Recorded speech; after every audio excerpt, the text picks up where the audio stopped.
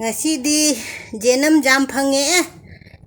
jenam je sigadi kilo da ola joli duga jenam che ina kilo makhai laure ngasi mayam na pokora thongba charawai do ngasi di pokora thongage mayam punamak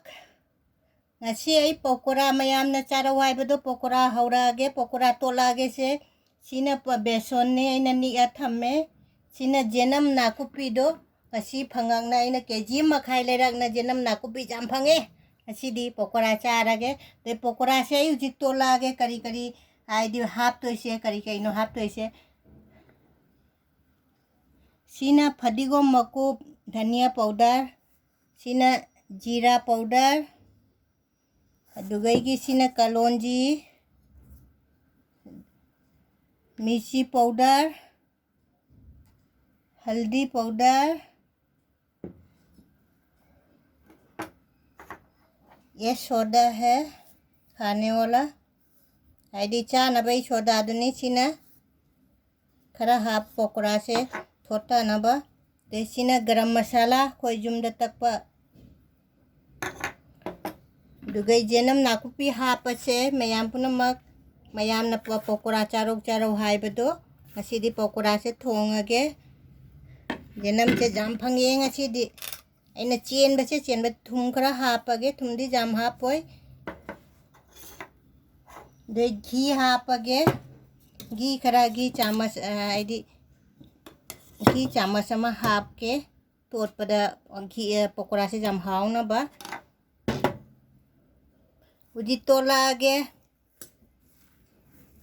oolong बना सु लोयरे आईदी साबना लोयरे हुमांग ना pre pre कारे उजी pakora तोट Loyare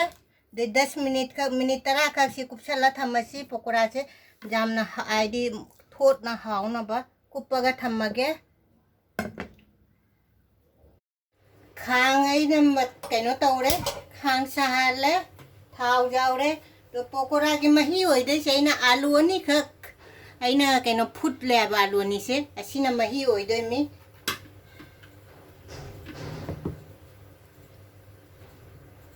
se sari ngai da aina alu se phajana no khaire siga siga masala se kai kai masala hap to se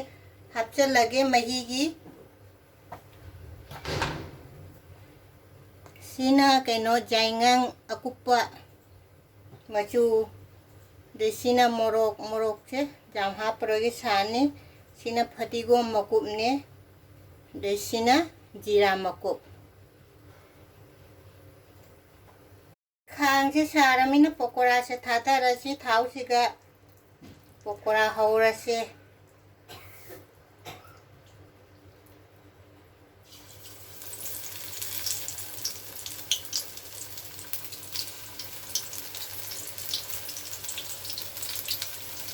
aina na kupi se khara kup soi ga do ina kha po po soi khara ba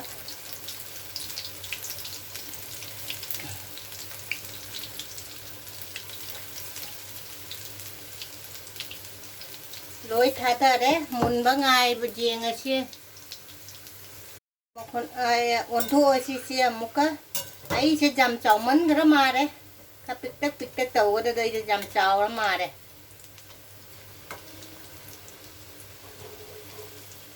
jenam nakupi phangdana nani pokora mayam na pokora charo hai bado nakupi phangdana chade ina chen na porang na kg makhai kg da champi na kg makhai pore jam pore handak ti bora pokora jam cha dore jam puna ma kotho si se jam na de heijaba matte goina pokora thongi se dum tam mi dum kha tawra dum heijara chan से कोथो से पकोड़ा से भजा दरे बामोन थोंबदी कुरक कुरक कोई बने बा एगी सिदी पोरा दुमाई तौरे बा कैसुम कायते सिमु को खटला सिमु मुल्ले खांग साले युजिक पकोड़ा महीगी कैनो तौरे न सिगा आलू अनि दो सिगा नोयरेगा फजना मही हापागा थम्मे मसाला पुनवा हापागा उजिक छोक तो न बौजी केनो तौरसे हापागे कोलनेन फेमर माय आई थो वले ꯐꯣꯟꯗ ꯌꯥꯝꯅ ꯄꯣꯠ ꯄꯤꯔꯁꯨ ꯐꯤꯁꯨ ꯕꯦꯔꯥ ꯀꯥꯔꯛꯏ ꯍꯥꯏꯕ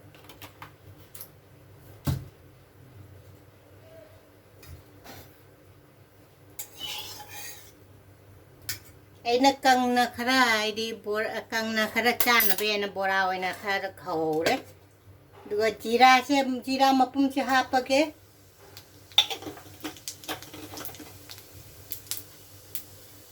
ꯑꯗꯨꯒ तेजपत्ता मना मचा मचा अहूम हापचले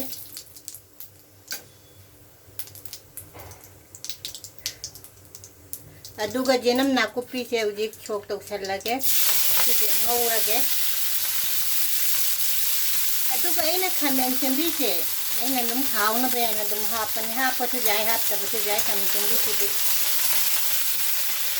खामेन चंबी से हापचलसी मुसीदी कइनो मुल्ले जे कइनो जेनम मखोय नाकुपी हापसे अदे हवाई सी कइनो थोंबसे पकोड़ा थोंबसे हवाई गसी थोंबा जाय अखोय मुसरी हवाई दो अदु कइनो तो फुलगा अदुना मही ओइबसु जाय मी ममम देखोन बसु दम अखोय जन ओइना बनी अइना आलू ना ओहल्ले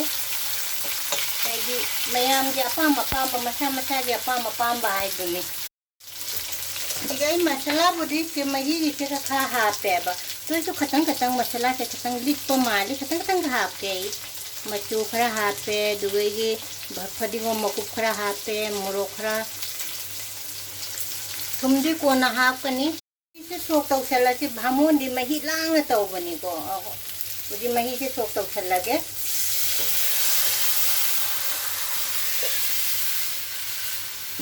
कोई से मही खनंग दमाले खतंग मही हापके हापचलसी थुम हापले थुम नाइदी पकोड़ा मनुंग मही से थुम चंगनबा थुम से जाम हापोइगे यारनी थुम से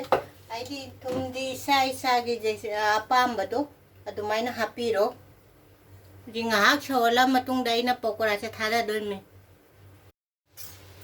सौरे मही से जाम भजना सौरे जी पकोड़ा थादा रसी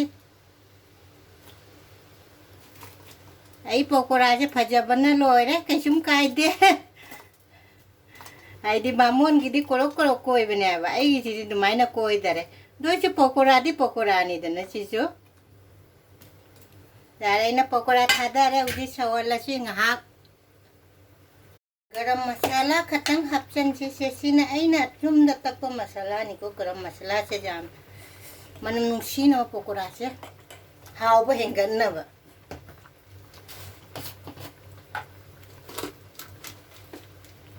दुगा अलैबा मसाला खतंग हापके गरम मसाला अनि सिना दे उजी लोइरक तोरे पकोड़ा से फजरे जामना हावगद माले से मई तादोरे उजिंगसीदी पकोड़ा थोंबा से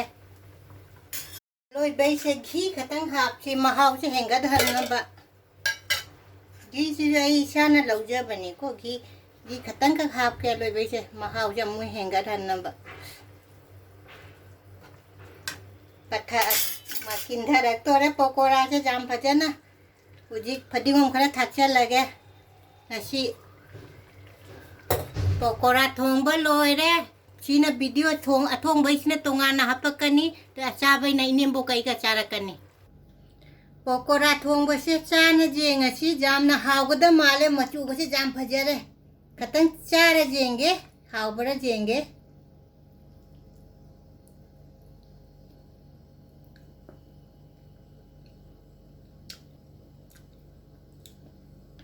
जाम हावरा में मई तारेंगे सी दी